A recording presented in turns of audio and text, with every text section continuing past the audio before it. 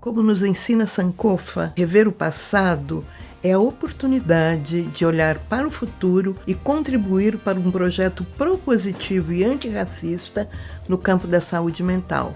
Este é o nosso desafio. E ao olhar para trás, reconhecemos que o trabalho e ativismo do movimento negro tem sido historicamente fundamental para explicitar os efeitos psicossociais do racismo e ser propositivo na construção e consolidação de um cuidado em saúde equânime. Há 30 anos, o AMA Psique e Negritude, Centro de Pesquisa, Formação e Referência em Relações Raciais, vem caminhando para enfrentar o racismo e o sexismo, num esforço de promover relações raciais e de gênero libertárias, dignas e saudáveis. Diante dessa trajetória, e com vistas a promover debates que fortaleçam um projeto político de vida para o povo brasileiro, lançamos o videocast Pontes para o Futuro. Sejam todas as pessoas muito bem-vindas. Olá, eu sou Lucinha Silva, psicóloga e psicanalista e cofundadora do AMA. Esta série de programa é nosso consultório ampliado, onde faremos coletivamente uma leitura analítica, coletiva, social e pública sobre questões fundamentais que atravessam as políticas públicas brasileiras e nosso projeto de futuro. O Pontes para o Futuro vai receber e gerar diálogos com organizações e pessoas referência sobre saúde mental e as relações raciais. O tema desse episódio é Caminhos Antirracistas na Psicologia Brasileira. E como não andamos só, vamos passo a passo estabelecer pontes. Nesse programa, recebemos a Articulação Nacional de Psicólogas Negras e Pesquisadoras, a AMPSINEP, representada pela coordenadora geral, Conceição Costa, mais conhecida como Ceissa Costa. Eu sou Maria Conceição Costa, nordestina, baiana e pernambucana. Sou uma mulher negra de cabelos pretos, ondulados. Estou usando uma roupa meio bege, meio cru, usando um colar colorido. E estou à disposição do Instituto AMA. Quero desde já agradecer, Lucinha. Estou muito feliz por esse momento. Com a gente também o Instituto Silvia Lani, Psicologia e Compromisso Social. Saudamos a psicóloga e membro do Instituto Silvia Lani, Elisa Zanerato Rosa. Eu sou Elisa Zanerato Rosa. Queria dizer também da minha alegria de estar aqui com o Instituto AMA. Eu sou uma mulher branca, de cabelos e olhos castanhos escuros. Estou vestindo um vestido mesclado de cinza e branco, um brinco de argola prata, uma correntinha prata e dourado no pescoço. E sou psicóloga de formação, trabalho na PUC de São Paulo, grande parte do meu trabalho é na PUC de São Paulo. E tenho trabalhado aí com as temáticas da saúde mental, das políticas públicas, da desigualdade social. Contamos ainda com a presença de Raquel Gouveia, pós-doutora e professora de serviço social, para contribuir com seus comentários nesse percurso do nosso encontro. Sou Raquel Gouveia, professora na UFRJ, pesquisadora no campo da saúde mental, e é uma honra estar ao lado dessas mulheres incríveis nesse trabalho desenvolvido pelo AMA. Eu sou uma mulher negra, tenho cabelos crespos até o ombro, visto uma blusa rosa e ao fundo há 3 prateleiras, uma parede rosa, um sofá e um quadro com uma mulher negra. Esta composição foi especialmente pensada para que possamos reunir perspectivas de organizações e pessoas com envolvimento e atuação fundamental no campo. Estamos profundamente honradas em recebê-las. Bom, tendo se apresentado e tendo já traçado um panorama, gostaria que vocês pudessem falar um pouco como percebem, historicamente, a manifestação do racismo no exercício da psicologia. Como psicóloga e representando uma articulação de psicólogas e pesquisadoras negras, eu entendo que é um desafio, um país, Lucinha, complexo, que tem um histórico de racismo desde a sua ocupação, invasão, em 1500, né? E para a psicologia tem sido um desafio compreender como o racismo precisa ser enfrentado. Nós somos uma ciência, uma profissão complexa, e na avaliação da AMPCINEP, essa ciência consegue dar respostas ao enfrentamento ao racismo.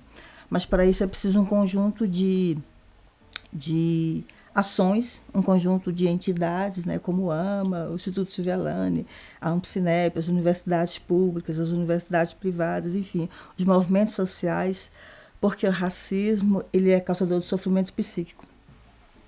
E isso tem trazido para a sociedade, muitas vezes, a ideia de que o racismo é um problema do outro, quando é um problema nosso, de pessoas brancas e de pessoas negras. Não por acaso, né, nesse processo de construção de um país racista e racializado, né, a população negra é a população pobre, a população que morre pela violência do Estado, pela violência social, né, e isso para a psicologia traz como tarefa pensar modos de enfrentar o racismo. Cessa, você poderia pensar um pouco com a gente o que o racismo produz nas pessoas negras?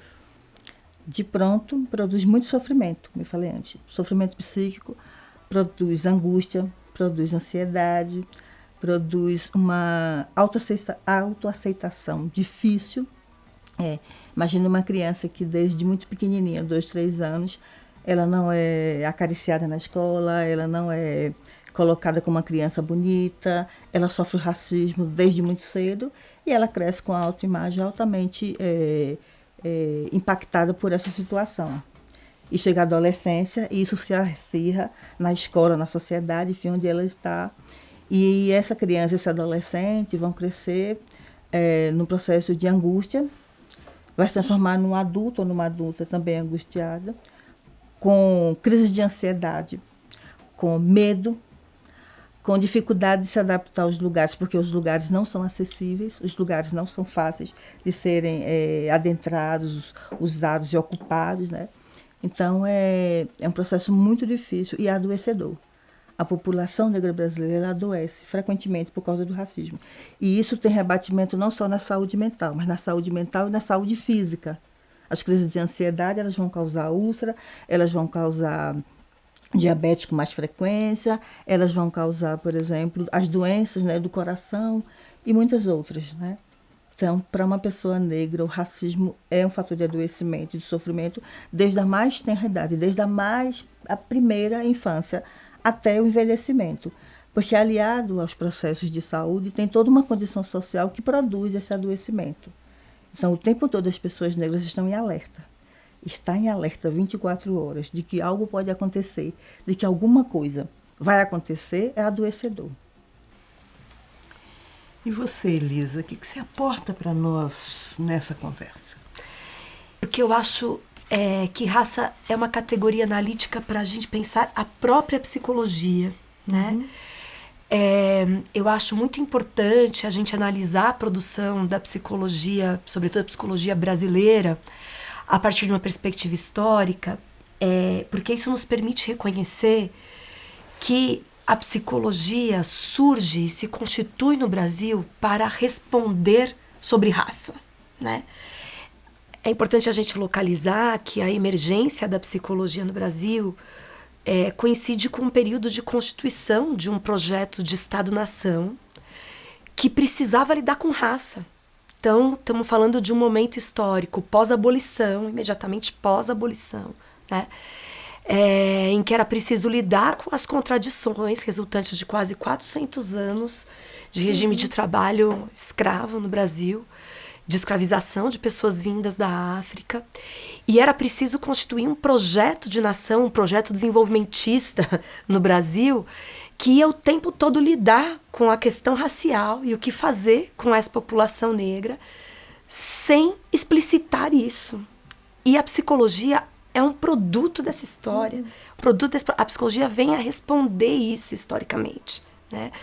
Então, acho que isso é super importante porque nos ajuda a localizar quando a gente pega a lei que regulamenta a profissão do Brasil, que, num certo sentido, reflete essa história toda.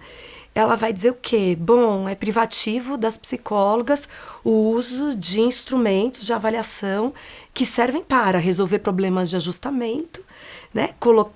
Resolver os problemas escolares, resolver os problemas de adaptação ao trabalho.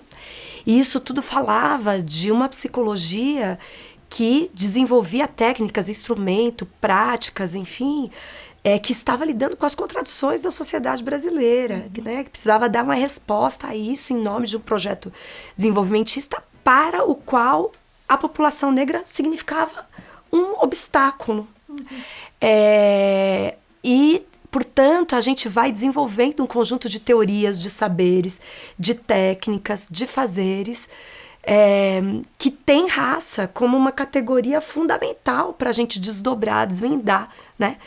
O que está na raiz desse pensamento, que está no projeto ético-político dessa ciência, dessas práticas, enfim, embora isso não esteja explícito, na verdade, né? Então, acho que essa é uma questão fundamental. É preciso dizer que isso não se deu sem contradições. Desde o início da história da psicologia, a gente teve pensadores críticos, a gente tem aí a presença de autores importantes que denunciaram isso, que falaram da exigência, da necessidade de uma psicologia, de um saber que desnaturalizasse os fenômenos. Mas esse não foi de forma nenhuma um pensamento hegemônico, ao contrário, né?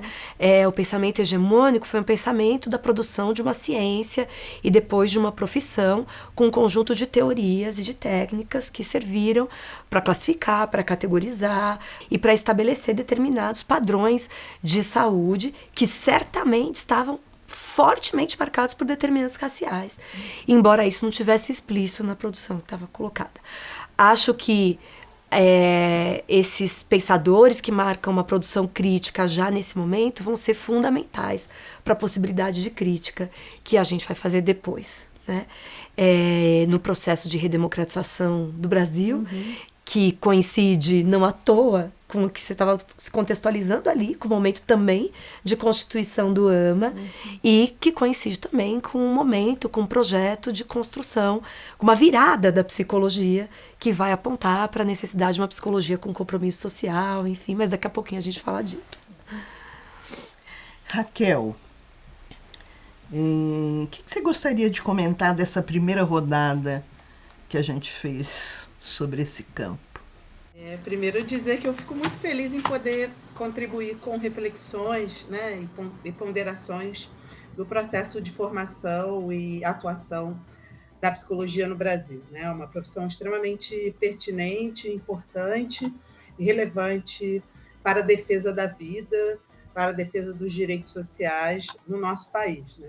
Acho que uma primeira provocação que eu queria trazer nessa rodada, dialogando com o que as companheiras colocaram, como é que a gente pode identificar essa perpetuação ainda, né, da dinâmica racista e conservadora e seus rebatimentos na profissão, né?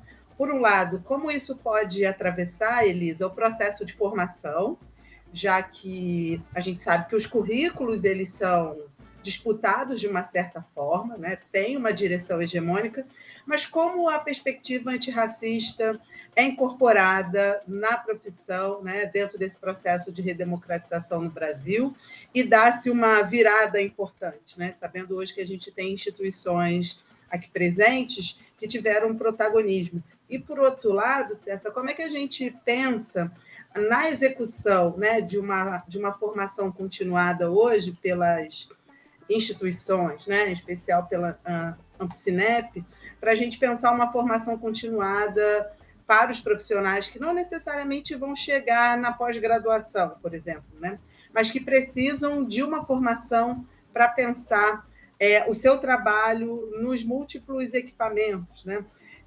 Como é que essa educação chega, né? Isso pensando, e aí a minha atuação enquanto pesquisadora e profissional, ocupando um lugar na universidade, na formação, seja na graduação, na residência, na pós-graduação, no pós-doutorado. Hoje, que eu tenho muitos alunos da psicologia, eles vêm recorrendo à busca de um pensamento crítico antirracista, né?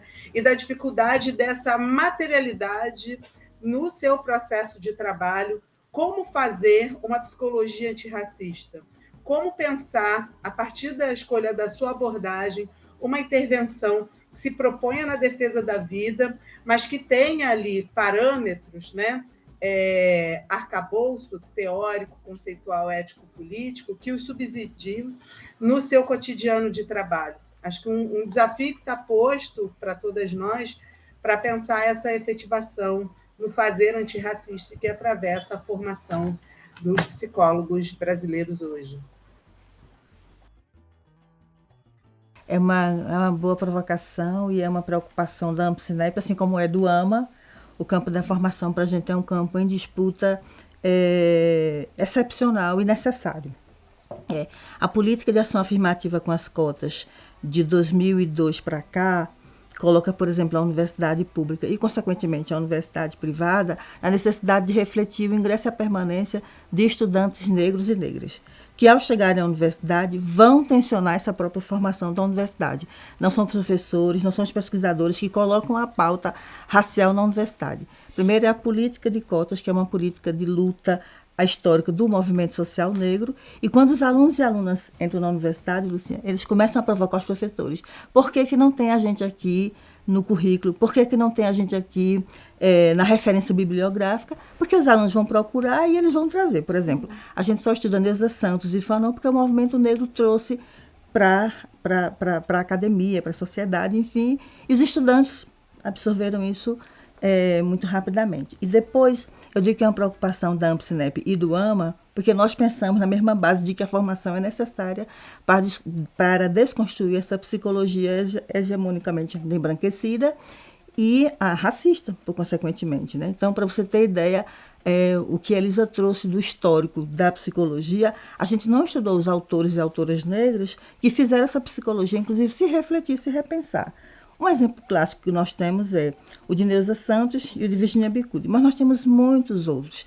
Por exemplo, no campo da psicologia social, como é que a gente estuda Durkheim e não estuda Guerreiro Ramos, e não estuda Clóvis Moura, e não estuda Milton Santos? Então, essa provocação para a formação, ela é necessária para a psicologia, mas ela é importante, ela é fundamental que nós, instituições racializadas, o façamos, fortalecendo o que os estudantes trouxeram para as universidades. Ainda hoje, e eu sou pesquisadora também, e estudando junto com a equipe do AMA, no ano retrasado, o que eu pude constatar é que nós não temos ainda uma literatura, nós não temos disciplina, nós não temos campos de estudo na universidade que dê conta do racismo, o que é uma contradição, porque nós já temos muitas muitas pesquisas em psicologia que falam sobre o tema. Então, se a gente estudar dos últimos 30 anos, nós temos estudos. A gente vai falar da própria Maria Lúcia da Silva, que está aqui, que produziu, mesmo fora da academia. A gente vai ter o AMA, que faz formação fora da academia. A gente vai ter a Abrapso, que junto com a AMPSINEP promove formação fora da academia com a pauta racial. E isso não está estruturado ainda dentro da universidade. Isso não é por acaso. A universidade ainda se recusa a reconhecer o seu próprio racismo e se recusa a colocar a pauta racial como deveria na formação. Porque a partir do momento que ela fizer isso, de fato, ela está fazendo, mas é obrigado por essa provocação dos estudantes, né? E com a política de cotas instituída pelo governo, pelo Estado brasileiro de 2002 para cá, a partir de 2012, ela está sendo obrigada a fazer, mas ela se recusa, porque na hora em que a universidade começar a abrir, e nós temos iniciativas, mas são pontuais ainda, na hora que a universidade começar a se abrir, de fato, para que o tema racial ele se estruture na formação, nós vamos ter que estudantes negros, não só eles, mas estudantes brancos e pesquisadores brancos e brancas precisam fazer a releitura do que tem feito até agora na academia, dizendo o seguinte: esses estudos eurocêntricos e vindos dos Estados Unidos, eles são importantes, mas eles não nos servem, porque eles não falam da realidade brasileira. Eles não falam da região norte, eles não falam da região nordeste, eles não falam da região sudeste, muito menos da região sul. E aí a gente está pensando a complexidade de como essas regiões elas foram estruturadas historicamente. Elas foram estruturadas historicamente na base do racismo, na base do classismo e na base do racismo, né? E isso estrutura uma sociedade profundamente desigual, que viola direitos humanos como qualquer coisa. Então, acho que a formação ela é fundamental, porque a universidade ela provoca o resto da sociedade, ela provoca as outras instituições. Então, acho que a sua provocação, Raquel, ela é importante, fundamental para dizer a formação precisa ser revista. E acho que a gente tem uma tarefa e a gente tem caminhado, né? O próprio Instituto AMA é um exemplo para nós. Assim como o Civelânea, a PSNEP, mas o AMA tem sido essa referência de uma formação fora da academia que vai falar. Por que a gente não pensa processos clínicos e sociais na formação, pensando na realidade brasileira, né? Então, eu acho que é fundamental entender que a formação hoje ela precisa ser provocada para uma mudança estruturante a partir das universidades públicas, mas não só nelas, né? A Raquel faz ali uma referência à questão do processo de redemocratização, né, Raquel, da sociedade brasileira e do impacto que isso tem na psicologia, porque eu citei isso e queria resgatar isso para dialogar ali com as questões que a Cessa trouxe da formação, porque acho que é isso, a psicologia não vai se desenvolver independente de condições materiais históricas específicas. A gente vive como resultado de um amplo processo de mobilização social, de protagonismo dos movimentos sociais, dos quais se destacam os movimentos negros, né? No Brasil, uma mudança importante no fim dos anos 80, início dos anos 90, que vai provocar também um reposicionamento da psicologia. Mas eu acho, Raquel, que a gente faz um importante reposicionamento na psicologia brasileira. Isso é reconhecido hoje por outras áreas, né? É reconhecido internacionalmente, que a gente produz uma virada na psicologia nesse processo de virada do século. E essa virada acompanha um processo social mais amplo e reflete essa luta dos movimentos sociais no Brasil. Agora, eu acho importante dizer e faço essa análise, não sei se vocês concordam, que a gente, nesse processo, nós não começamos exatamente pautando com toda a centralidade e com toda a radicalidade o lugar que a questão do racismo no Brasil tinha nessa trajetória, na psicologia. A gente começa falando de direitos humanos, a gente começa falando da necessidade de democratizar o acesso da psicologia, a gente começa defendendo um SUS, a gente começa defendendo direitos da criança e dos adolescentes, a gente começa pensando nas questões de saúde do trabalhador, né? Mas isso também não foi pouca coisa.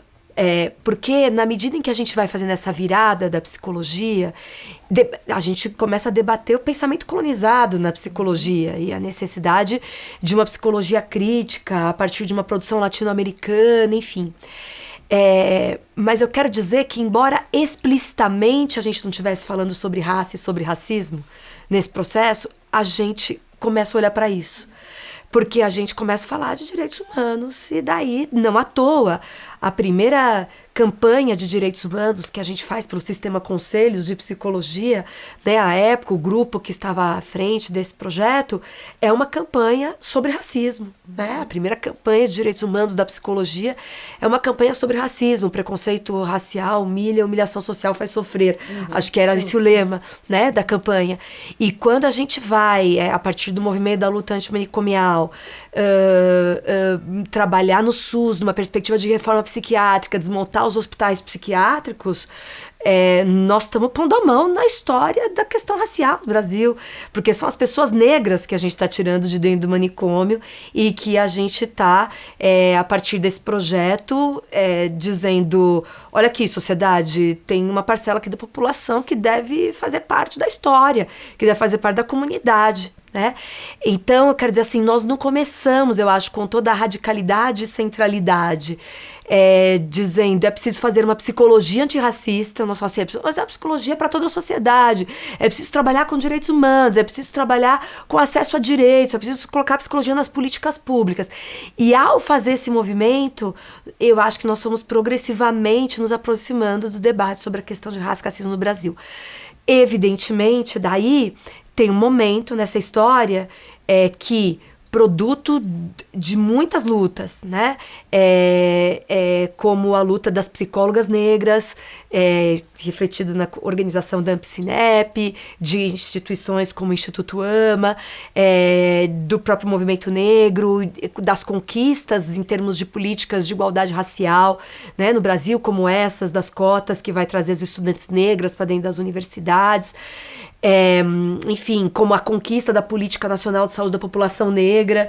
Então, acho que a gente vai conquistando políticas que vai progressivamente nesse processo, trazendo com mais força o tema da questão racial para dentro da psicologia. Então, queria daí chegar na formação, né, concordando com Cessa, foi fundamental a entrada de estudantes negras na universidade, e acho que ao lado disso, Cessa, tem uma questão importante que é assim, nós fomos para o SUS, não porque a universidade tirou da sua... Né, porque eu sempre acho que o campo da formação, a academia, ela vem sempre a rebote de um movimento que se dá a partir da luta social, da construção das políticas públicas. Então é isso. Não foi a partir da academia que nós construímos luta antimanicomial e que nós construímos uma outra prerrogativa para trabalhar com criança e adolescente sujeito de direitos. Foi a partir da luta social, e isso nos fez construir uma agenda de políticas públicas que reverberou no campo acadêmico, no campo universitário, no campo da formação, no campo da pesquisa, né?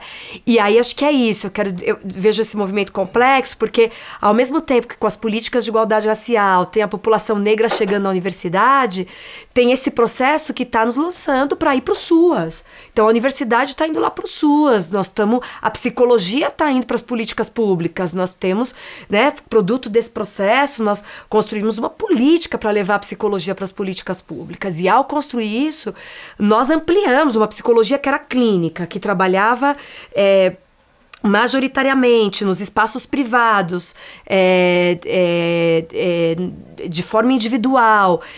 Nós fizemos uma política para que essa psicologia fosse reconhecida como um recurso a serviço da garantia de direitos. Isso ampliou nossa presença no campo das políticas públicas.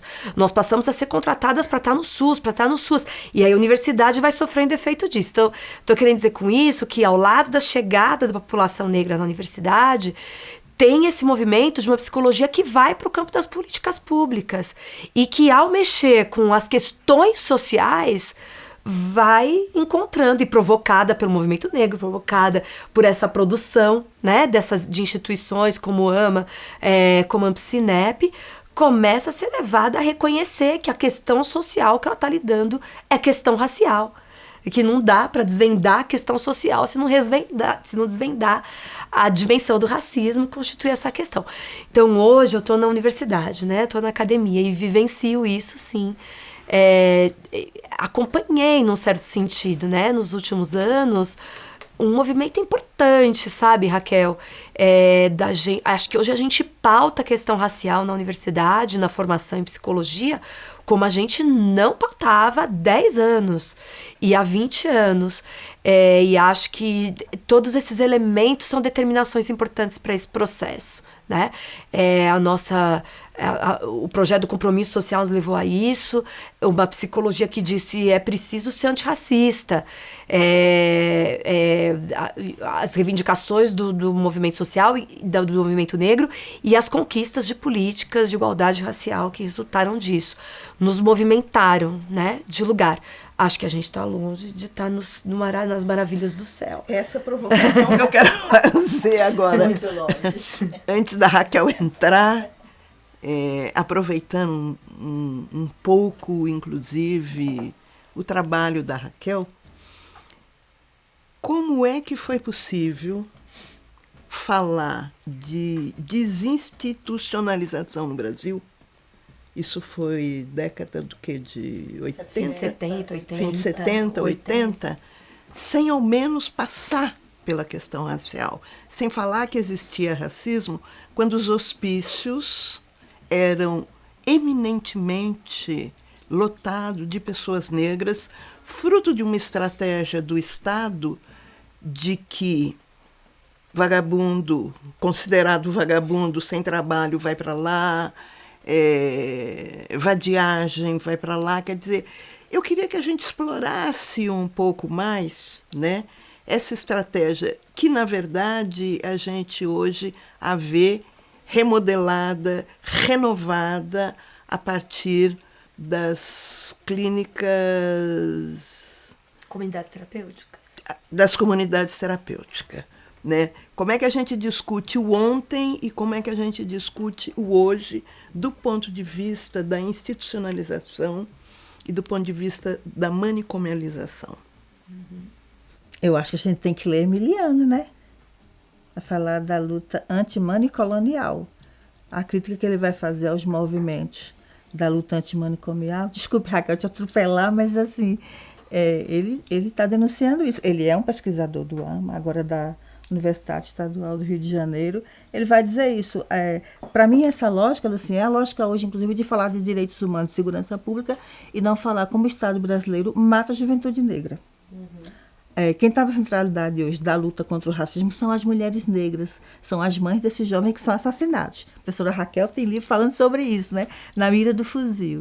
Como é que você fala de direitos humanos? Como é que você fala de um Estado democrático de direito? Como é que você fala de democracia num país em que a cada hora está matando, a cada minuto, a cada segundo está matando 6 jovens? Então, nós temos uma epidemia de matança da população negra. Então, pensar como aconteceu lá na luta antimanicomial e não se falou do racismo, quando se pensou aquele momento histórico, que eu concordo com a Elisa, era importante. Tá? Os manicômios não respondiam à saúde mental. Mas hoje reatualiza isso com as comunidades terapêuticas, como você está lembrando. As comunidades terapêuticas, Lucinha, é o reatualizar os manicômios, os hospitais psiquiátricos, né? E o modo asilado de tratar a saúde mental de quem? Da população negra, que está na rua, que está nas favelas, enfim.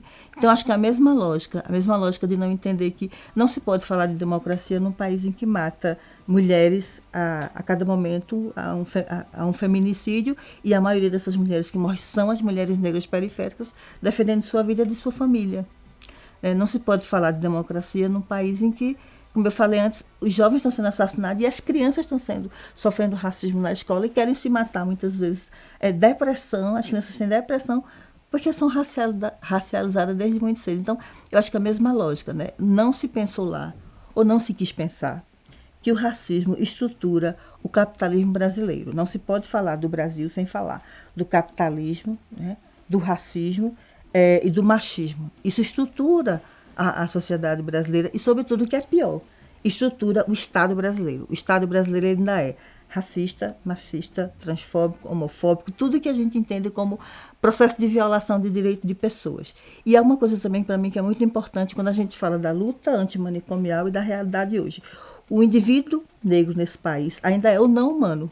Então, enquanto ele for ainda o não humano, essa criança, esse adolescente, essa jovem, essa adulta, vai morrer como se fosse barata. Como é que um país não para e a gente não quebra tudo quando alguém assassina um homem negro dentro do lugar, de uma grande empresa privada, como foi o caso do Carrefour? Era para esse país parar. Porque foi assassinado um homem negro porque ele era negro, não é porque ele era uma pessoa que estava ali passeando e não respondeu ao chamado de segurança. Ele foi assassinado porque era um corpo negro, que é um corpo descartável. Então, acho que é a mesma lógica. Enquanto os corpos negros forem descartáveis e não foram humanizados, nós vamos ter avanços, mas ainda muito, muito longe do que a população brasileira precisa. E outra coisa, falar de racismo é um tema para pessoas brancas. Não é tema só para as pessoas negras, é para as pessoas brancas falarem de racismo e tomarem a dianteira para poder enfrentá-lo. Racismo não é invenção de negro, não é invenção de branco. Raquel, pode aportar aqui nessa conversa? Uma questão que diz respeito a um debate, inclusive, decolonial, que é feito tanto no direito, na psiquiatria e na própria psicologia, que é pensar sobre essa generalização dos próprios direitos humanos, né? Quando a gente fala de direitos humanos, qual é o sentido que nós estamos falando? Ele está em disputa, inclusive, né? Porque, como a Cessa colocou, bem dialogando com o próprio Fanon, né? Há aqueles que são vistos enquanto não humanos, né? A gente tem uma hierarquização da sociedade a partir da racialização dos corpos, da subjetividade, das próprias condições de vida, né? Então, a própria defesa dos direitos humanos na modernidade, ela está centrada, inclusive o direito crítico, né, fala sobre isso, está centralizada na figura do branco europeu, cis, normativo, patriarcal, Porque quando a gente vê, tanto nas expressões do racismo, seja na particularidade do Brasil, na experiência norte-americana, ou quando a gente retoma a história da África do Sul, né, identificamos que as pessoas negras, indígenas, quilombolas, né, que têm uma marcação racial distinta daquele considerado homem universal, estão na mira do fuzil, estão permanentemente na mira da destruição. O que, de certa forma, tem um rebatimento, né, na sua subjetividade e na produção do sofrimento e do adoecimento psíquico. O que é interessante de trazer e relacionar com o próprio debate da desinstitucionalização, né? É muito curioso como se ecoa ainda hoje o pensamento de Franco Basaglia, um protagonista importante na transformação da reforma psiquiátrica italiana, mas a gente pouco conhece as contribuições, seja do próprio Fanon, na experiência da Argélia ou na Tunísia, ou a experiência de Juliano Moreira, Ivone Lara, né? Dentre outros atores e atrizes que contribuem para a construção da reforma psiquiátrica brasileira. E, por um outro lado, como pensar desinstitucionalização, cuidado e liberdade, direitos humanos, sem reconhecer, principalmente no final dos anos 70, 80, 90, né, avançar numa proposta que modifica a direção da política em saúde mental, sem levar em consideração o quesito raça-cor, né, o debate de gênero, né, feminismo, de classe, sexualidade, dentre outras pautas que são fundamentais para reconhecermos o direito, os múltiplos direitos da nossa população, né? Então, acho que é um diálogo, mas também uma provocação pertinente para a gente pensar como avançar na política e na produção de um cuidado se a gente não reconhece quem são esses atores. E, por um outro lado, né, um debate que eu acho que é fundamental, como que a gente não avança com a política de saúde mental só apenas agora, na gestão Lula 3, isso começa a ser construído, né, com a constituição da própria amadurecimento da política, e hoje com uma diretoria do Departamento de Saúde Mental, né, caminhar conjunto com a Política Nacional de Saúde da População Negra. Por muito tempo ficou aquém, né? Onde está esse diálogo da Política Nacional de Saúde da População Negra, que tem protagonismo, especialmente de mulheres negras, e que não dialogava, e ainda temos muito que avançar nesse diálogo, né? Como é que a gente pode convocar a psicologia para também contribuir com esse avanço, né? Não só na dimensão da política como um todo, mas na operacionalização ali no processo, no cotidiano dos serviços, né? Como é que a gente vai entender que estamos pensando a integralidade do sujeito a partir do princípio da equidade, né? As nossas diferenças, elas têm que sair de um lugar hierárquico, né, para fazerem parte de uma melhor execução da própria política pública e como, então, pensar o papel da psicologia nesse lugar, seja na construção da política, mas também no cotidiano da prática, ali no miudinho do cotidiano do fazer, uma clínica peripatética, uma clínica antirracista, né, na atenção psicossocial. Como é que a gente produz outras modulações que rompam com essa estrutura que é reproduzida, né, pela dinâmica racista da nossa sociedade? Eu queria que a gente pensasse o SUS. Qual é o espaço da população de uma maneira geral, mas da população negra, que é 56% da população do Brasil, para o atendimento à saúde mental? E queria fazer uma fala rápida, que com as ações afirmativas, né, e com a entrada de negros e negros na universidade, eu, em particular, considero uma das política mais exitosa, porque efetivamente possibilitou a entrada de negros e negras na universidade num número considerável, que fez mudar a universidade, que mudou o colorido da universidade, em que pese que produziu muitas doenças, produziu suicídios, mas, enfim, é sempre com um custo que a gente conquista as coisas. E, com isso, ampliou o número de psicólogas e psicólogos no Brasil. E também, tendo em vista a precariedade do SUS, que eu gostaria que vocês falassem um pouco o que é que está acontecendo, o que acontece, a população hoje ela é atendida por um número insignificante de psicólogos e psicólogas negras e negras, da qual a população recorre. Eu digo insignificante porque a população negra é 56% da população no Brasil. Então, um número de psicólogos ele sempre será insuficiente para dar conta da saúde mental. E, por outro lado, não são os psicólogos que têm que dar conta da saúde mental, é o SUS, é o Estado que tem que dar conta da saúde mental. Então, eu gostaria que vocês pudessem falar um pouco sobre isso e trazer, inclusive, possibilidades de intervenção na melhoria, ou então fazer com que a gente entenda o que é que está acontecendo hoje com o SUS. Então, Lucinha, essa é uma pergunta bem provocativa. Eu ia dizer que o SUS é a grande política nacional que faz referência a todas as outras, porque ela é fruto da luta de trabalhadores, de usuários, enfim, para se instituir como a política pública que deu certo. Com todos os defeitos e as dificuldades, o SUS é a política que deu certo. E pensando no Brasil, são 5 regiões que têm experiências muito diferentes com o SUS. Então, para a população nordestina, para a população do norte, o SUS tem uma forma de representação diferente para o sul, para o sudeste e para o centro-oeste. Então, é bom também caracterizar isso, porque falando como nordestina, sem o SUS, esse país não teria sobrevivido à pandemia. Sem o SUS, a gente teria muito mais gente morrendo hoje por conta da dengue, né, por conta da chikungunya. Então, sem o SUS, a gente estaria muito pior. E no campo da saúde mental é uma falha, você tem toda a razão. O SUS não responde à saúde mental brasileira. E não é só porque não tem psicólogas lá para atender as pessoas.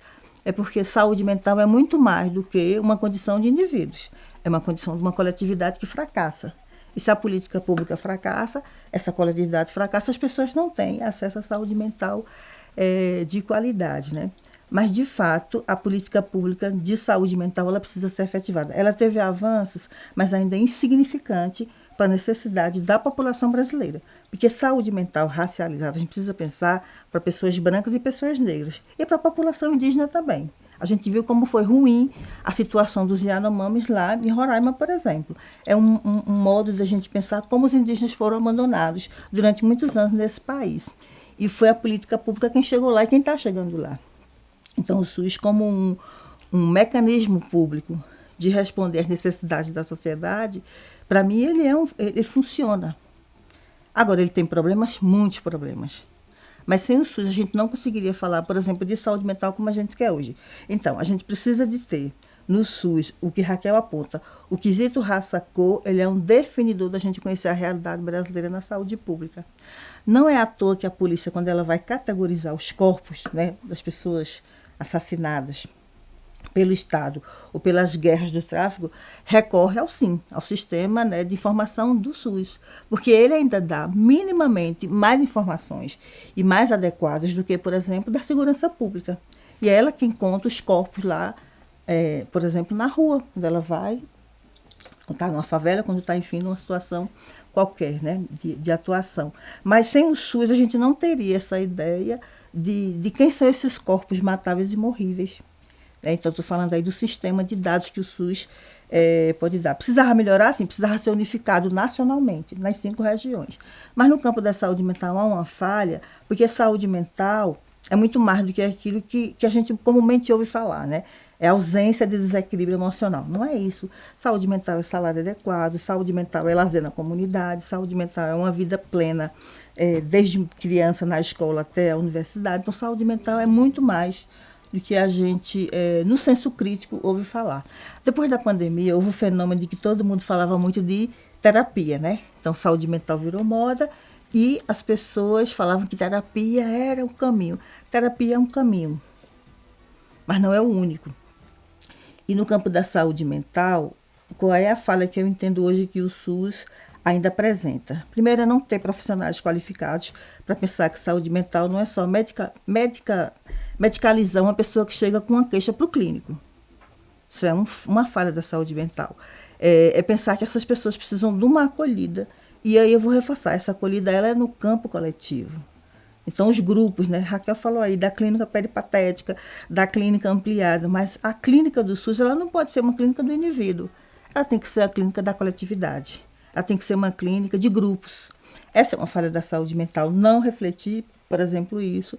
De fato, o número de profissionais de saúde mental é muito pouco no Sistema Único de Saúde. A gente tem poucos psiquiatras, os psiquiatras não querem mais trabalhar na política pública. E as psicólogas não chegam porque não tem espaço, não tem concurso, não tem abertura de cargos para a psicologia, então, se firmar como um campo de atuação na saúde mental. Mas o SUS não vai dar certo se o SUAS também não der certo. Sem comida no prato, não tem saúde mental. Se as outras políticas de trabalho, emprego, né, de moradia também não derem certo, a saúde mental ela não vai se firmar. Ela vai ser só uma resposta às questões individuais, como a gente vê hoje, por exemplo, no campo dos consultórios privados.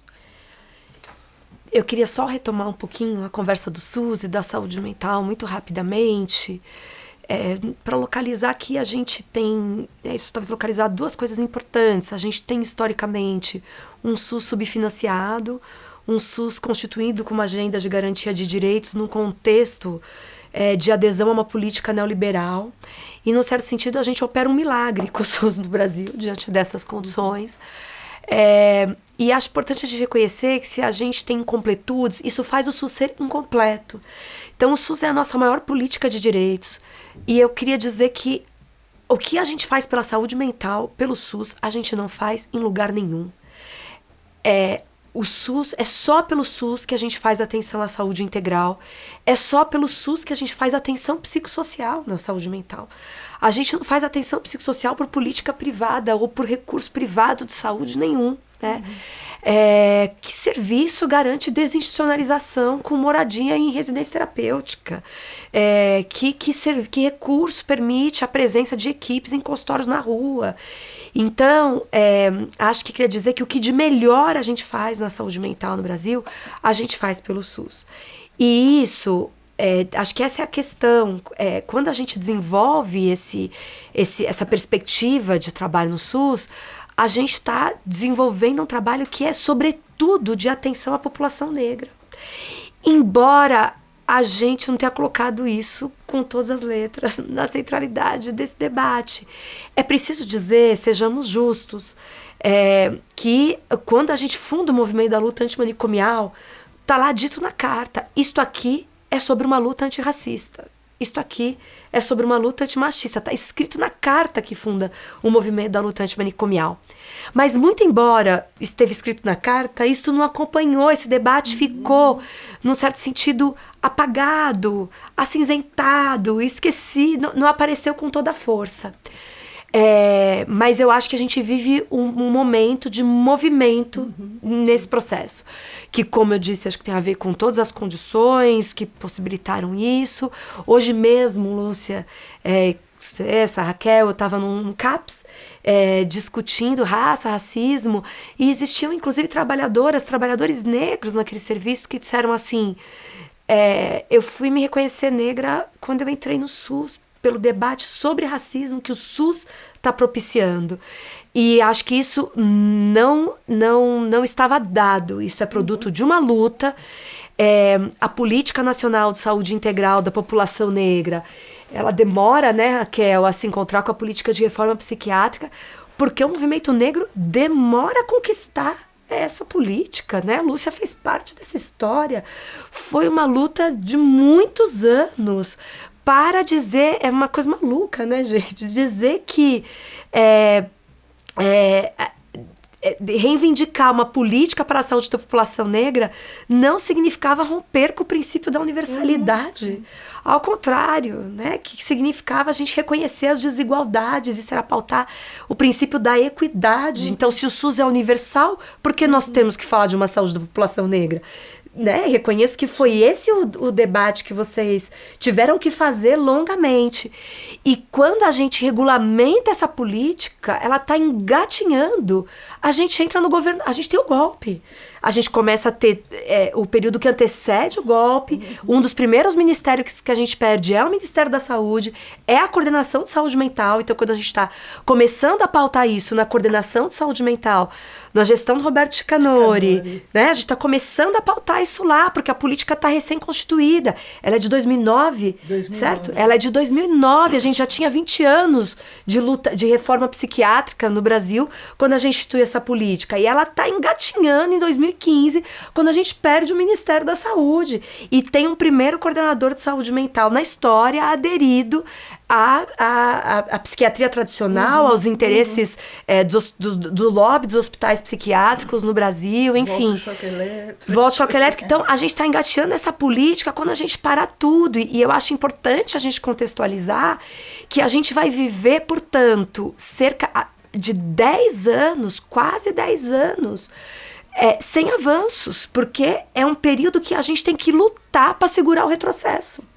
Então, quando a gente está começando a instituir, né, a fazer essa aproximação, a instituir essa pauta na coordenação de saúde mental, a gente vive um período de retrocessos que faz com que a gente não avance em nada na política de saúde mental, inclusive. E digo, não avança em nada mesmo, porque a gente ficou lutando muito para segurar o que tinha. Lutando muito para segurar o que tinha. E retomamos, então, essa agenda do Ministério com a gestão da Sônia Barros, uma trabalhadora, uma pesquisadora negra, né, que assume esse Ministério, que assume, então, também alinhada a essa agenda, apoiada pelos movimentos, apoiada por essa perspectiva que dizia é importante termos uma mulher negra, uma enfermeira negra à frente do Ministério da diretoria do departamento, né, que ele se reconstitui como departamento de saúde mental, como diretora da saúde mental ali no Ministério da Saúde, e que aí a gente começa então a reconstruir. Então, acho que é importante a gente olhar que fizemos, acho que coisas, não é brincadeira o número de pessoas que a gente tirou de hospital psiquiátrico, não é brincadeira o número de possibilidades de experiências de geração de trabalho e renda, o número de pontos com a cidadania, e elas foram estratégias que beneficiaram, sobretudo, a população negra. Num período que a gente começa a colocar isso no centro do debate, a gente é levado, né, para trás e fazemos um movimento de segurar o retrocesso. Eu acho que não à toa, sabe, meninas, eu tenho pensado nisso, não à toa foi nesse período que a gente mais avançou na pauta da questão racial. Enquanto a gente vivia esse retrocesso, a gente viveu um boom, ampliou o debate sobre a centralidade da questão racial no SUS, na reforma psiquiátrica, na saúde mental. Eu acho que não à toa, né? Porque, quando eu digo não à toa, em última instância, o ataque ao SUS, o desmonte do SUS, o que foi a política da pandemia, era uma política de extermínio da população negra. E não à toa esse debate ganha mais centralidade nesse momento histórico. E eu acho que a gente vive agora os efeitos disso, né? Nós temos aí, como disse, não acho que a gente ganhou o céu de assalto. Não acho que a gente ganhou o céu de assalto. Mas, e acho que essa é um produto de uma conquista de vocês, né? Desse movimento, dessas entidades. Mas eu vejo que hoje é isso. Hoje eu chego num SUS, em serviços de saúde mental que estão mobilizados por uma perspectiva que é assim, não dá para discutir saúde mental se não discutir racismo. Eu falo, opa, né? Tá acontecendo aqui. É uma conquista importante, acho que precisa avançar muito. Não é sem resistências. Não é sem resistências. Existem os trabalhadores que torcem o nariz e dizem, essa conversa não é importante, né? Mas é isso, mas tem um conjunto de trabalhadores que estão lá e dizem assim, no SUS, foi no SUS que eu encontrei, foi trabalhando no CAPS, que eu me encontrei com um debate sobre raça e racismo que transformou minha vida. E curiosamente isso se deu com toda a força nesses 10 anos, né? Que a gente começa a falar de aquilombamento do SUS, a produção do Emiliano foi fundamental, da própria Raquel, e de outros, né, autores tantos aí do campo da saúde mental. Eu digo que a gente tem uma nova geração de autores negros da reforma psiquiátrica brasileira, que nos ajudaram talvez a construir diretrizes efetivamente brasileiras para a nossa reforma, porque centralizaram a questão de raça e de racismo. E eu acho que isso está posto hoje, né? E tem um desafio nosso do que nós vamos fazer com isso, de como nós vamos seguir essa história, de como nós vamos seguir essa trajetória. Raquel. Acho que muitos elementos foram colocados de maneira bastante pertinente, mas eu quero reforçar da necessidade de pensarmos que saúde mental não é só apenas a política de saúde mental, né? Diz respeito também a uma disputa de um projeto de sociedade. Aquilo que nós defendemos enquanto sociedade. E quando a gente traz para a cena a ideia de saúde mental enquanto projeto de sociedade e a pauta do antirracismo enquanto basilar para pensar essas disputas, né, nós vamos também começar a identificar do quanto que tem-se uma direção de sociedade que quer a eliminação da população negra, quilombola, indígena, etc. Né? As múltiplas expressões do racismo aí que se colocam, mas pensando especificamente a população negra, do quanto que a pauta da saúde mental diz respeito a pensar a organização da nossa sociedade, as instituições, a própria política e os equipamentos, né? Essa saúde mental que a gente defende numa perspectiva antimanicomial, antirracista, feminista, decolonial, ela vai pensar como nós nos relacionamos, como nós nos constituímos, a funcionalidade das próprias instituições. E o ataque ao Sistema Único de Saúde, como a Elisa muito bem colocou e demarcou, né, diz respeito a uma produção constante da eliminação e extermínio da população negra. Porque quem mais acessa a política pública de saúde hoje, né, que é universal, que é para toda a população, é a população negra.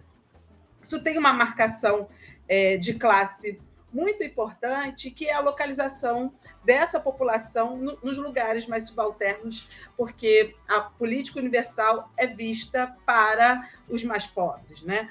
Não é apenas por ela ser universal, mas também um lugar em que nós somos colocados do gueto, né? Da população mais empobrecida. Ao mesmo tempo que acessamos, somos aqueles que estão numa localização mais empobrecida, o que coloca a contradição da nossa sociedade. Então, nós defendemos o SUS ele é universal, ele é para todos, mas porque ele é acessado muito mais pela população negra, né? O que isso diz respeito? E a sua precarização, o seu sucateamento tem uma expressão e um rebatimento direto sobre nós e a perpetuação da nossa destruição. Por outro lado, né, nós somos aqueles que mais acessamos o SUS, mas não somos aqueles que vão ocupar os lugares de poder e destaque na execução da própria política, né? Nós estamos nos lugares mais subalternos, nos trabalhos mais precários, porque o ataque ao SUS também ataca as condições e aos vínculos dos próprios trabalhadores, né? Quem são os diretores, quem são os que têm cargos de poder e quem é que sustenta a base da execução do SUS, né? São mulheres negras, trabalhadoras, que são atingidas diretamente pelo processo de precarização, e a Covid-19, que nós vivenciamos todas, né, demonstrou o protagonismo e a importância desse trabalho, mas também revelou a produção de um sofrimento de adoecimento das trabalhadoras e dos trabalhadores no Sistema Único de Saúde. E nós temos uma certa mudança na atual conjuntura, no governo Lula III, né, da necessidade, sim, da presença de pessoas negras no âmbito da gestão, e a importância da professora Sônia Barros no lugar do primeiro departamento de saúde mental, álcool e outras drogas, que nunca tinha sido ocupado por uma mulher negra, e que, com base, né, e apoio dos movimentos negros, especialmente no âmbito da saúde mental, ocupa esse lugar, né?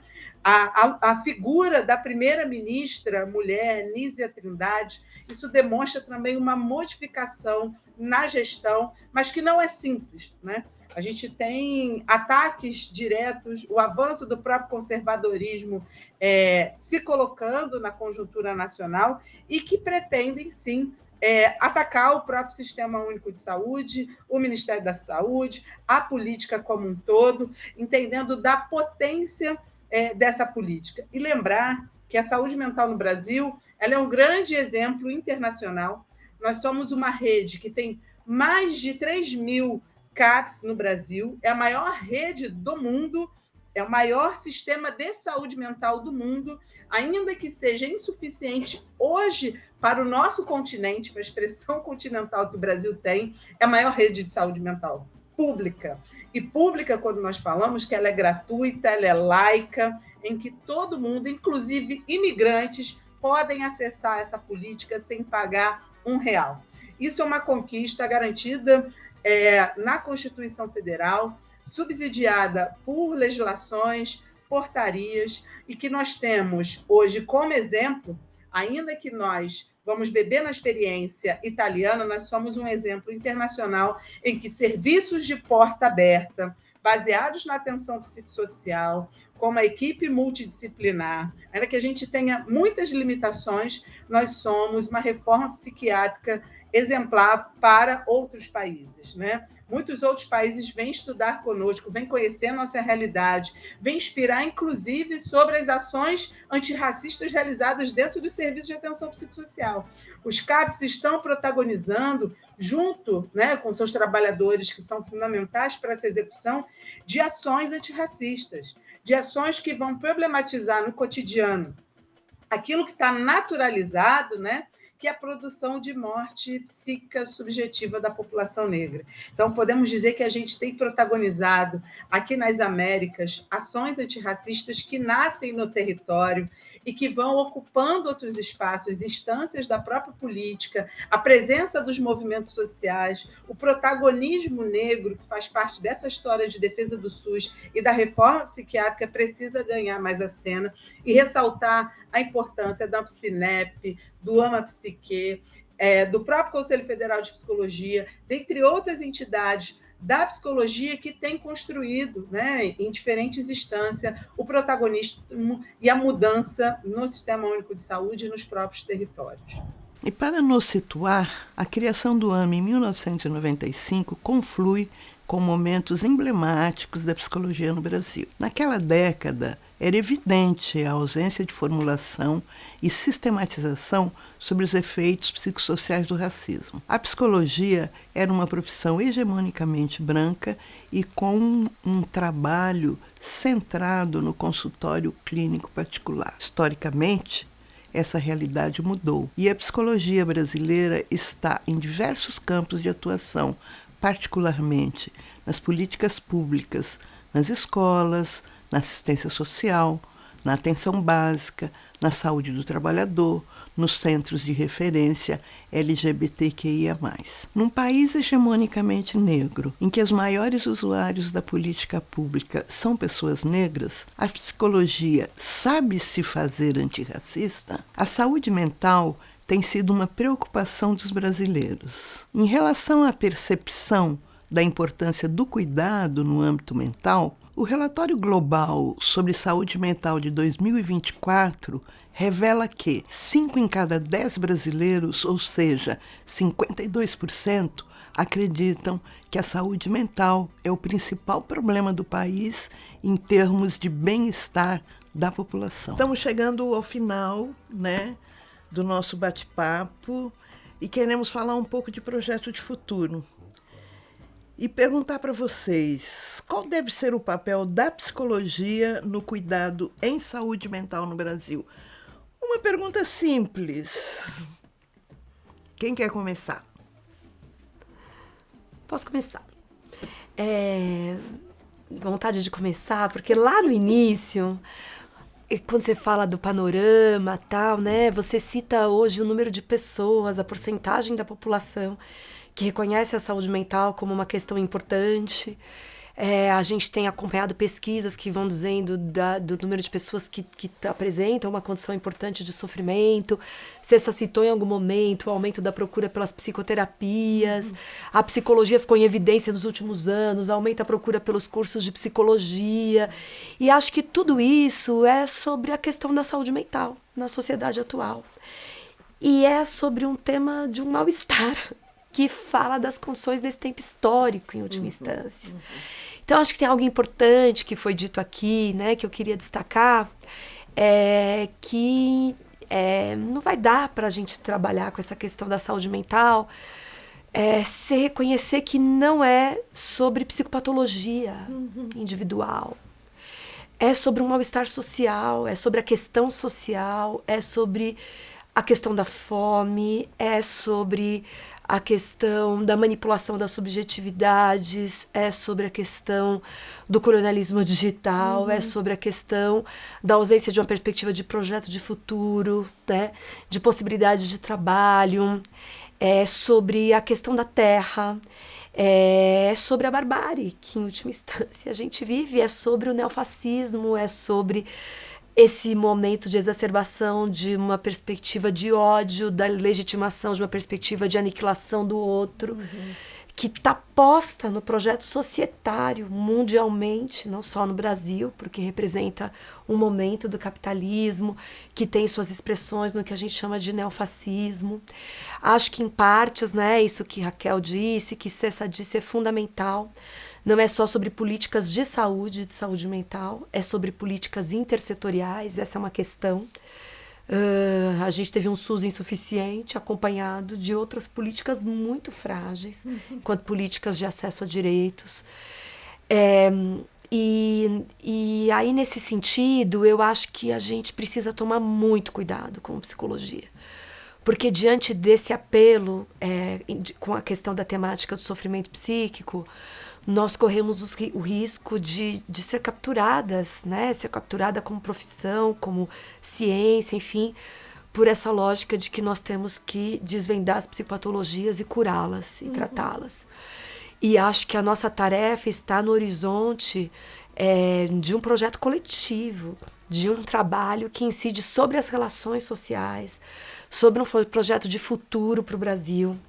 Acho que isso nós vamos fazer prioritariamente pelas políticas públicas, né, por esse lugar, pela nossa inserção nos espaços de trabalho com jovens, com crianças e adolescentes, com a população idosa, nos diálogos com os sindicatos, no próprio SUS, sobre o qual a gente falou bastante, no campo educacional, nos espaços de cultura, né? Eu acho que a psicologia construiu possibilidades de inserção em todos esses espaços. E nós vamos ter que resgatar uma aposta por aí. Há hoje, assim, um deslumbramento de que, vejam só, as pessoas estão de novo procurando o nosso trabalho como psicólogos clínicos para atender individualmente na psicoterapia. Que bom, gente, que legal, mas não é sobre isso o nosso projeto de profissão. Entendeu? Enquanto resposta às necessidades da sociedade, nós temos que olhar além desse horizonte. E acho que, né, queria terminar dizendo uma questão importante, que não tenho dúvidas de que a gente precisa se reaver com a história sobre a qual comecei falando. E isso significa a gente olhar para as questões sociais, podendo reconhecer o tempo inteiro como no Brasil elas são necessariamente questões raciais. Então, é isso. Temo que a psicologia precisa falar sobre a questão da fome. E precisamos colocar isso no centro do nosso debate, mas a gente precisa entender que falar de fome no Brasil é falar de raça, é falar da população negra, né? O que isso significa. Nós precisamos falar... gente, não à toa, acho que tem uma questão fundamental para a gente pensar nesse tempo histórico. O que estavam fazendo os grandes empresários das Big Techs.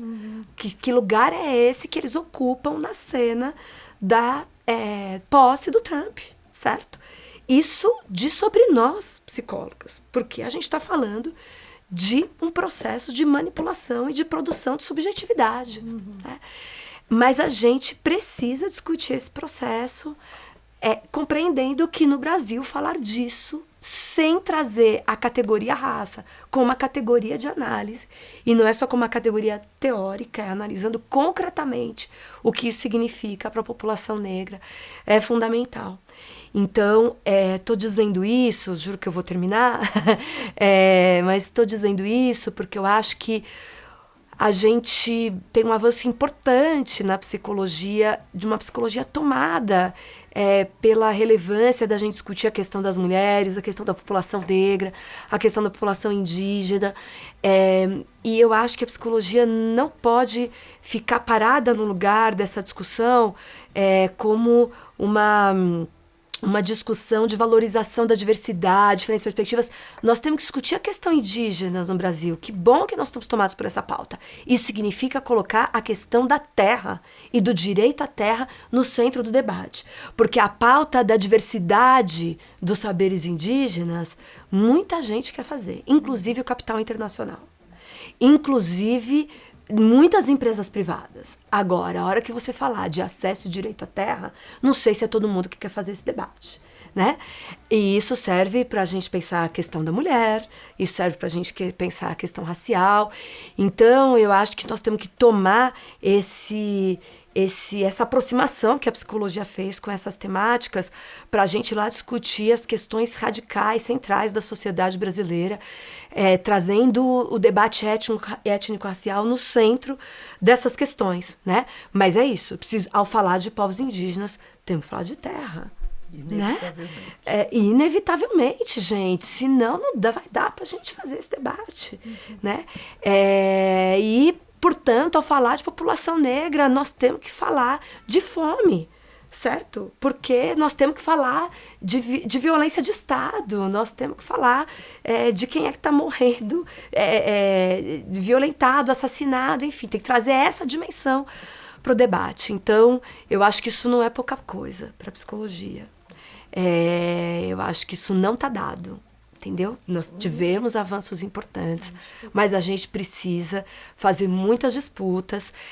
Não tenho dúvida, né? Tô aqui com a Cessa, que é uma companheira dessa jornada, o AMA agora também, que o nosso fortalecimento como psicologia latino-americana nesse cenário é fundamental. Nós vivemos um contexto de necessário fortalecimento das alianças do Sul global e da Latinoamérica, né? Estamos às voltas com essa questão, com a recente eleição do Trump, pós do Trump nos Estados Unidos, e a psicologia precisará acompanhar esse movimento. Então, o que significa fazer uma psicologia a partir dos povos tradicionais da América Latina, né? Que a nossa psicologia tem a ver com o que acontece na Palestina hoje. Como é que a gente coloca isso no centro de debate da psicologia? Ou não vai dar para falar sobre raça.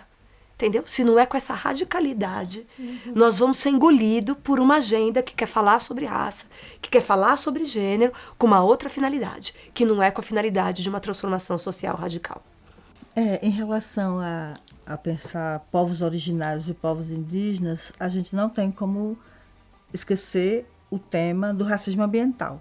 Falar hoje sobre ataque aos povos originários, aos povos indígenas no Brasil e na América Latina, é falar sobre o racismo ambiental, que é um tema que o movimento social negro tem trazido para a cidade e para o campo, né? Para o Amazonas e para o Piauí. Então, todos os lugares nós temos que entender que o racismo ambiental ele sustenta também essa face do capitalismo, né? A destruição dos rios, das águas no norte do país, ali em torno da população indígena, não é por acaso, né? O minério não está ali se firmando por acaso. Essa ideia, por exemplo, de pesquisar petróleo no Amazonas não é uma proposta do governo brasileiro, é uma proposta do capital internacional. O governo brasileiro está encampando e é uma proposta equivocada. É uma proposta equivocada pensar petróleo na Amazônia. A Amazônia tem que pensar salvar os rios, as florestas e a população indígena. Em relação à América Latina, eu estou em total acordo com você, porque o debate para a psicologia tem que ir para a América Latina e para o Caribe para a gente fortalecer essa resistência que você fala do Sul global, Elisa. Isso é necessário, isso é para ontem. E uma psicologia que não se pensa na América Latina, ela continua colonizada. Eu penso assim, se não for na América Latina e no Caribe, pensando a realidade do Brasil, não está valendo. Porque, por exemplo, quando Lucinha traz a ideia de qual é a ideia, o que a gente pensa para o futuro da saúde mental, para mim é o diálogo das mulheres negras brasileiras com as mulheres latino-americanas, as mulheres originárias da América Latina. Este ano que o AMA completa 30 anos, não por acaso, as mulheres negras voltam à rua 10 anos depois e vão ocupar Brasília em dezembro. E vão ocupar porque as mulheres negras não aguentam mais e continuam marchando e dizendo que esse país precisa se rever. Né? E os erros do governo brasileiro, os erros das instituições não podem ser pagos por essas mulheres, pela população brasileira, pela população negra. Então, eu entendo, Lucinha, que pensar a saúde mental e o que a gente tem para o futuro é escutar as mulheres negras. Nós precisamos escutar as mulheres negras. Não por acaso o AMA é uma instituição criada por mulheres negras na década de 90. Isso se reatualiza hoje quando as mulheres estão no Brasil todo, estão se organizando para marchar sobre Brasília no dia 25 de novembro. Isso diz dessa radicalidade que você propõe, Elisa, para pensar o racismo. Eu topo o debate como você traz. Sem radicalidade, a gente não sai do lugar. Sem pensar o racismo ambiental, a gente não pensa, de fato, a crise climática. Pois é, o calor que hoje faz sobre São Paulo não é natural. Né? Enchentes no Rio Grande do Sul e na Paraíba não é natural. Né? Seca no Amapá e no Acre não é natural. Né? Isso é tudo como o capitalismo tem pilhado, né? Tem explorado a terra e a natureza, sem entender que a natureza ela é finita e ela não é para ser só para dar o que a humanidade precisa, quando a humanidade não dá o retorno. Isso, inclusive, tira a humanidade, quando a gente não reconhece a importância da natureza, aí reconhecendo o que Krenak diz, né? Nós somos natureza, somos rios e somos a mãe terra. Mas pensar o futuro para mim, Lucinha, pensar isso. Não dá para a gente pensar uma psicologia que não dialogue com a pauta de raça e gênero, escutando as mulheres negras brasileiras. Sobretudo as mulheres negras do Nordeste e do Norte, que hoje se apresentam como uma fortaleza para esse movimento social feminista, antirracista e que vai marchar sobre Brasília. Em relação à psicologia, eu acho que quando você fala das subjetividades ameaçadas, Elisa, sim, de fato é complexo, porque é nas periferias que a gente tem visto como isso rebate. A gente pensa que não, mas esse rebatimento chega às periferias. Como a gente compreende que num país, desde 2013, que a gente vem vendo o fortalecimento do fascismo e a gente não consegue enfrentá-lo, a gente não consegue barrar o crescimento do fascismo, porque isso chega para toda a população, desde o vendedor ambulante da rua até o mais alto empresário, estão tomados por essa lógica de que a pessoa que não trabalha é porque é vagabunda, a mulher que tem muitos filhos é que é culpada porque quer Bolsa Família, é culpada de ter muitos meninos abandonados na rua. Então, é uma lógica que tira a responsabilidade do Estado e daqueles que são os donos do capital. E a gente não é só o Estado que tem responsabilidade por rever a sociedade brasileira. O capital nacional precisa também da sua cota de contribuição, né? Pagando mais impostos, apoiando as políticas públicas, né? E por aí vai. E para o futuro, Lucinha, eu penso que é isso. Inclusive o que as mulheres negras trazem de importante hoje. Não se pode pensar o bem viver sobre o processo de reparação, e as mulheres negras estão pedindo isso. Nós precisamos de bem viver e de reparação. O bem viver é pensar qualidade de vida, a ausência de fome, a possibilidade de alegria das populações mais vulneráveis, das populações periféricas, né? E a reparação é o Estado brasileiro e aquelas que se beneficiaram do racismo precisam dar uma contribuição, pagar a conta do que foi o racismo para a sociedade brasileira. Eu só tenho que agradecer e pontuar que eu concordo com as ponderações e apenas reforçar a partir das colocações, né, a radicalidade, então, do bem viver como futuro para a psicologia, não só no Brasil, mas na América Latina, né, como Lélia muito bem colocava, e da necessidade dessa virada que já vem acontecendo, mas ainda num caminho da radicalização, né? No sentido de caminhar como um processo de reparação, de construção de outras formas de relações, né? No combate à psicologização, à psiquiatrização da própria vida, porque um dos desafios que nós enfrentamos hoje é que a nossa população vai acessar os direitos sociais por meio do laudo psiquiátrico, psicológico, né? crianças recebendo diagnósticos para poder acessar a política de assistência, para poder acessar a educação, assim como mulheres, negros, pessoas indígenas, né? Do quanto que nós não estamos falando apenas sobre um processo de sofrimento e adoecimento, mas também de uma afirmação neoliberal da necessidade da psicologização, da patologização, da medicalização da vida, enquanto alternativa ao processo de deteriorização imposta pela lógica neoliberal, né? Então, se a própria psicologia não caminhar nessa radicalização, que não só os povos indígenas, mas também as mulheres negras vão defender na perspectiva do bem viver, a gente não consegue apostar no futuro esperançoso, né? Mas a gente tem muita esperança, a gente acredita na potencialidade da vida, a gente acredita nos sujeitos,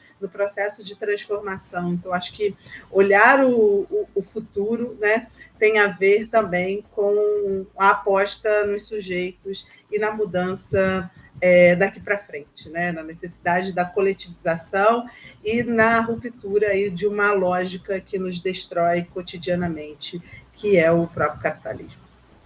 E chegamos ao nosso final. E eu diria que a gente fez o trajeto, o percurso que Sankofa nos ensina. Olhamos para o passado, olhamos para o nosso presente e dissemos o que o futuro espera de nós. E é com Sankofa que eu quero terminar e agradecer a presença de vocês nesse primeiro encontro nosso, um encontro de troca, mas fundamentalmente um encontro de aprendizagem, né?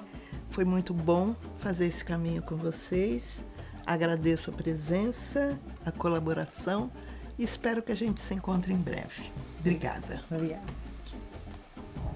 Bem, agora é seguir na construção de novas pontes. Oi, gente, sou Eliamara Oliveira, coordenadora executiva do Uma Psique em Negritude. Esse foi o primeiro episódio do Pontes para o Futuro, um canal tão importante e desejado por nós, para amplificar vozes, ações com intencionalidade de incentivar análises diagnósticas, trocas de boas práticas e aberturas de caminho para o amanhã. Aqui, trocaremos ideias sobre saúde mental, relações raciais, gênero e direitos humanos. Este programa nasce do trabalho de toda a equipe AMA. Nós estamos muito felizes em celebrar nosso legado com a jornada AMA 30 anos de legado, construindo pontes para o futuro. Como fazemos há tempos, nossa caminhada é conjunta e queremos que você esteja com a gente nessa. No próximo programa, o tema é trabalho precário. Como a organização coletiva pode transformar? Para isso, nós vamos receber representantes do Sindicato dos Metalúrgicos e da Associação Brasileira de Psicologia Social,